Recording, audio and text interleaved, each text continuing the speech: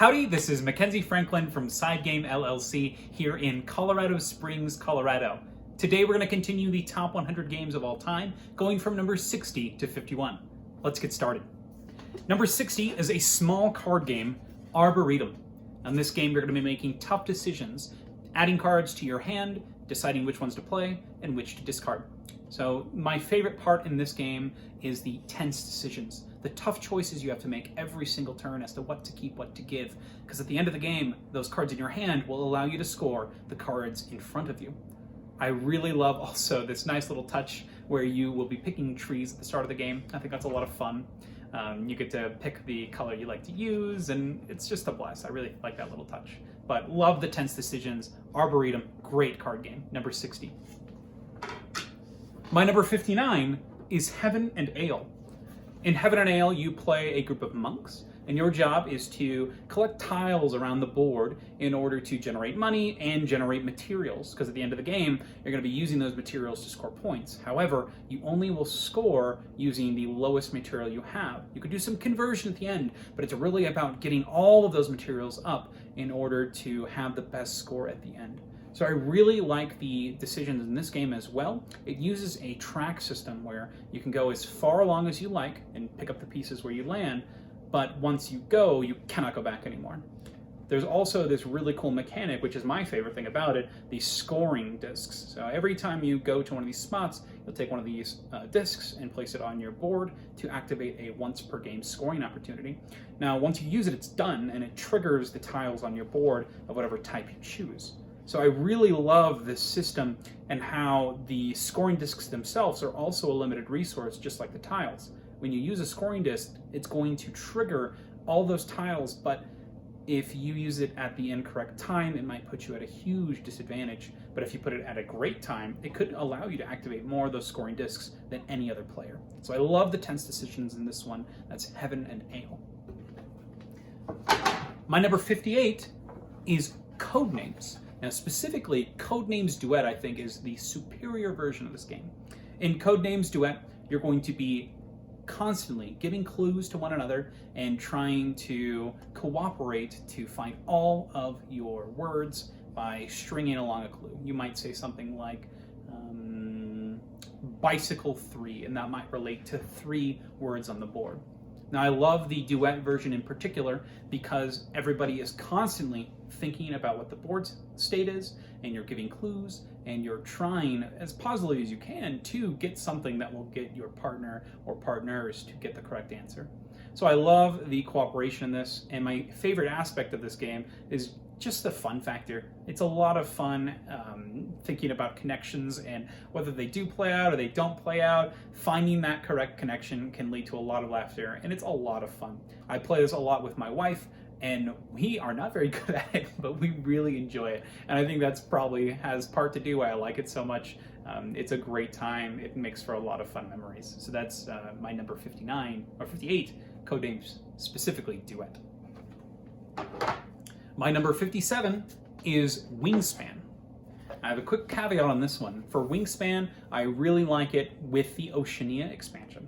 So Oceania expansion replaces the boards in the game, and it also adds these new game end bird cards, which vary up the way you're going to be playing the game and the way you're going to end the game. So in Wingspan, you're collecting birds in this aviary, and your job is to get the most amount of points, whether that be with the birds themselves, or the eggs on them, or the cards tucked behind them in the flocks, or the food cached.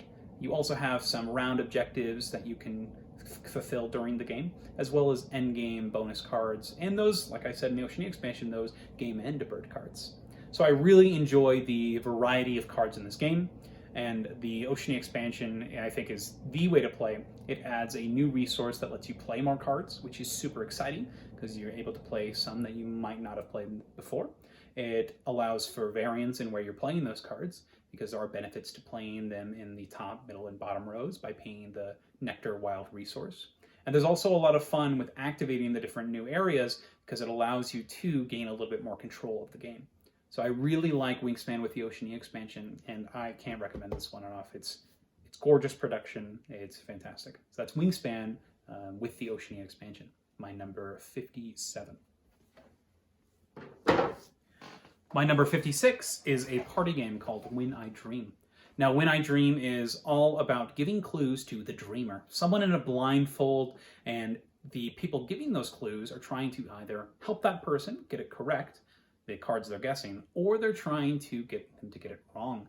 So it's really cool. Your roles will switch as you play, and your job is to fool the person with the blindfold into believing your clues. So it's really fun as you try to get in cahoots with the people around you. And my favorite part of this game is that the roles switch, and that everybody that is not the person in the blindfold knows who you are, basically. They can immediately discern, oh my gosh, what have you told this woman? Or what have you told this man? What are you doing? What kind of clues are you giving? But you can't reveal any of that. You just kind of keep it on the inside and do your best to work with the hand you're dealt. So I really enjoy the roles in this game and how you have to shift on a dime to helping or hindering, and the clever word choice and wordplay to give clues appropriately based on who you are.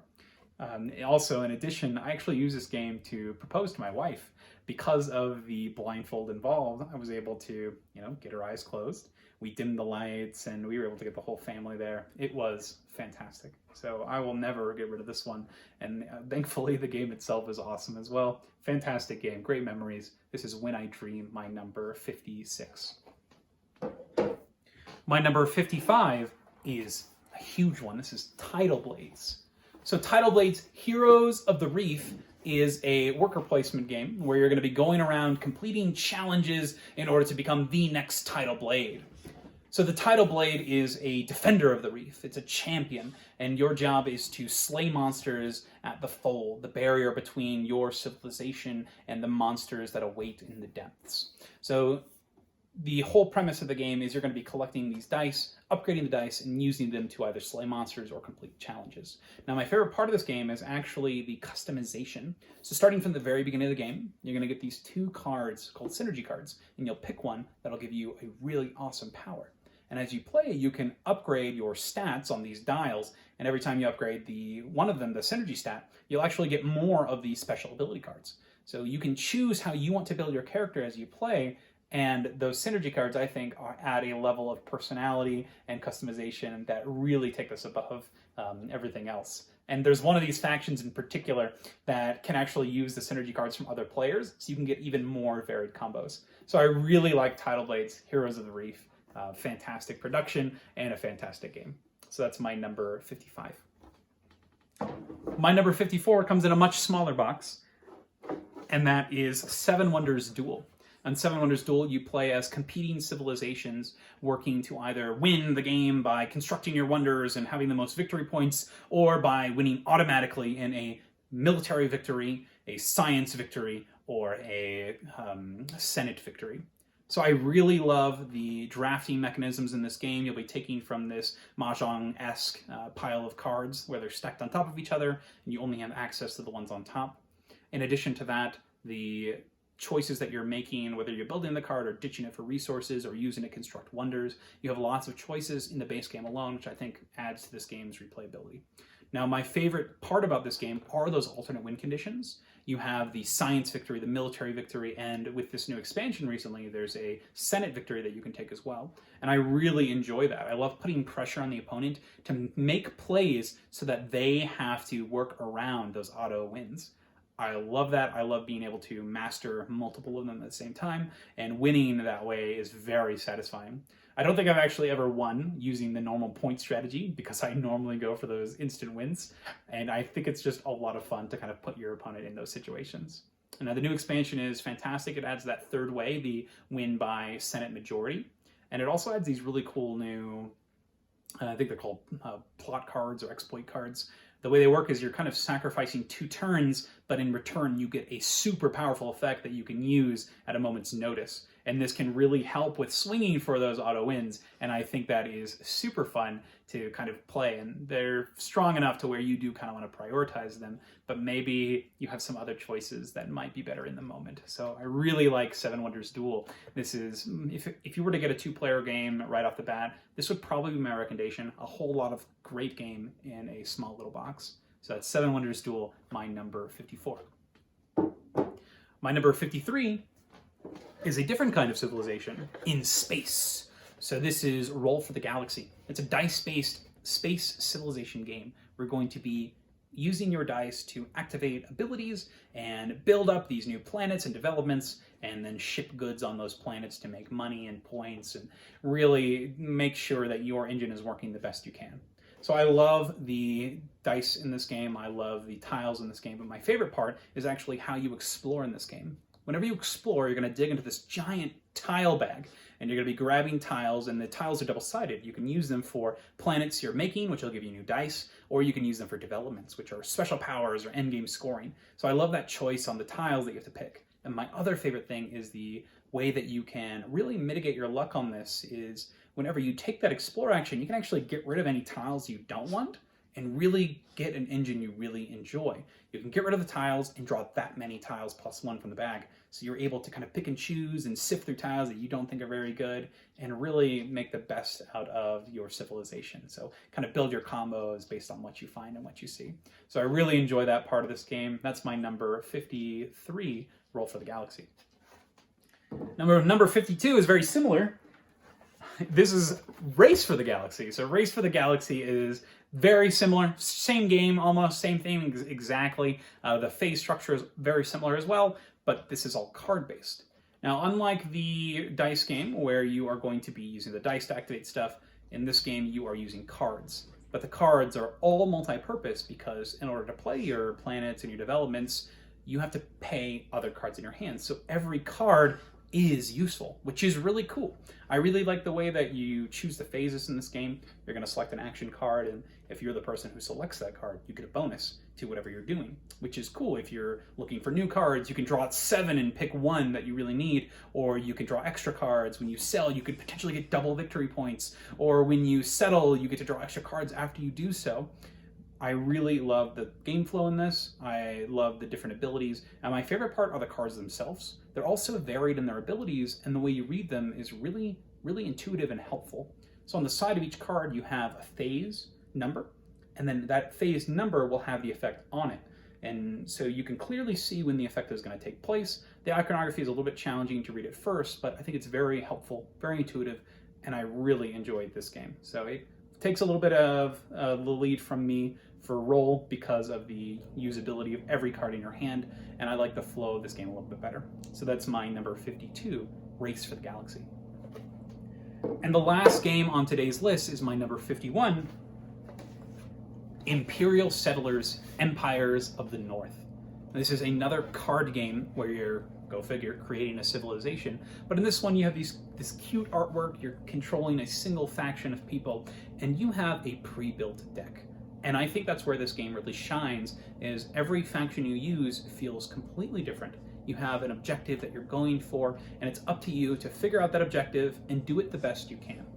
The system is very intuitive. When you play cards, you can use them as actions by exhausting them, and you get an effect off of them. Each card is a point, each coin is a point, each island you conquer is a point. And I just love the cool combos and the customization that you get to play with as you do this game. I think it's really well done. My favorite part of this game is the unique factions and how you can take a new deck and try something interesting. Whether it be one of the Japanese factions, you could be giving things to your opponents or using a special harbor system. I really like the Roman factions, using these foundation cards in order as supplemental resources, or the Roman army and bringing up these huge armies and you're having to feed massive amounts of resources to them. I think that's a really smart way to do this game, is having those unique factions. I'm very excited for the Egyptian ones coming up soon, but I'm having a lot of fun with this. It's great for multiplayer. The solo mode is fantastic. The 2-player shines really, really well as you're able to focus on one another really nicely. The interaction's not very high, unfortunately. It's more of like first come, first serve on certain aspects of the game. There is a little bit of take that. You can spend some of your raid tokens to unexhaust an opponent, or to exhaust an opponent's cards they can't use it that round. You are forfeiting a point, but it could be key in hitting a specific strategy. So just kind of that threat of knowing that your opponent can interfere with your plans is there, but it normally doesn't come up because you're really focused on kind of what you're doing. So I really like this game. I think they did a fantastic job with the system, and I can't wait to play more of the stuff they released for it. So that's my 51, Imperial Settlers, Empires of the North. And that's all for today's lists. Thank you so much for watching. If you have any questions about the games I mentioned today, please leave them in the comments. Thank you so much for watching. Side Game Strong.